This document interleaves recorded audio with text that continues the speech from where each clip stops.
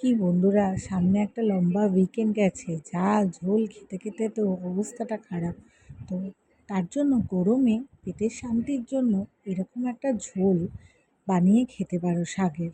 শরীরের পক্ষে খুব উপকারী। প্রথমে কড়ার মধ্যে আমি দিয়ে দিলাম তেল। তেলটা যখন গরম হয়ে গেল তখন আমি এখানে দিয়ে দিলাম শুকনো লঙ্কা আর বেশ কিছুটা রসুন ফোড়ন দিয়ে একটু আমাকে ভাজা ভাজা করতে হবে। আমি তো বলতেই ভুলে গেছি, এটা কিন্তু আমি বানাচ্ছি পাট শাকের ঝোল। পাট শাক কিন্তু আমাদের শরীরকে ভীষণ ঠান্ডা করে। আর এই যা গরম পড়েছে, লু থেকে বাঁচার জন্য কিন্তু পাট শাক খুব ভালো। এই যে আমি পাট শাকের শাকগুলোকে নিয়ে ছোট ছোট করে একটু কেটে নিয়ে ভালো করে ধুয়ে নিয়েছিলাম। রসুন আর লঙ্কাটা ভালোভাবে হয়ে গেলে পাট শাকটাকে কড়ার মধ্যে দিয়ে একটু লবণ দিয়ে ভালো করে নাড়াচাড়া করে ঢাকা দিয়ে দিতে হবে।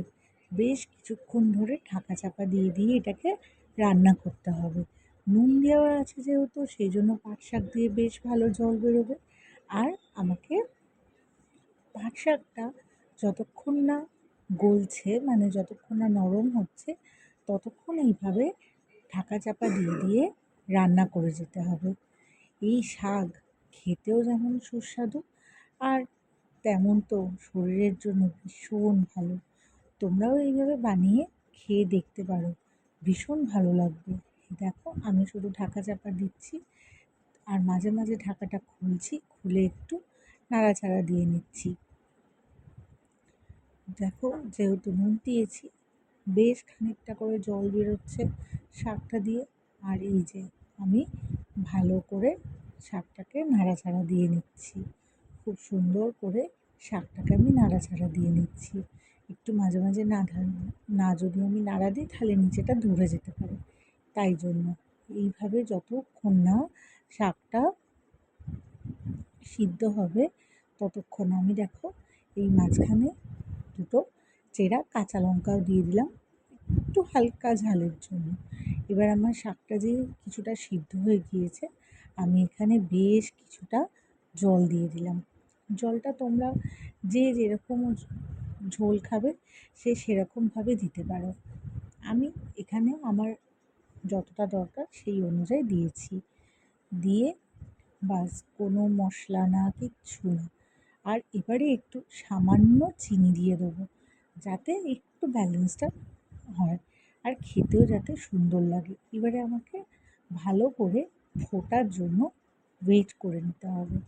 এই যে দেখো, আমি এবারে শাকটাকে একটু নাড়াচাড়া করে ভালোভাবে ফোটার জন্য ওয়েট করছি। ঢাকা দিয়ে দিয়েছি। এই যে বেশ ভালো করে ঢাকা দিয়ে রেখেছি। দেখো, আমার শাকটা ভালোভাবে ফুটে এসেছে।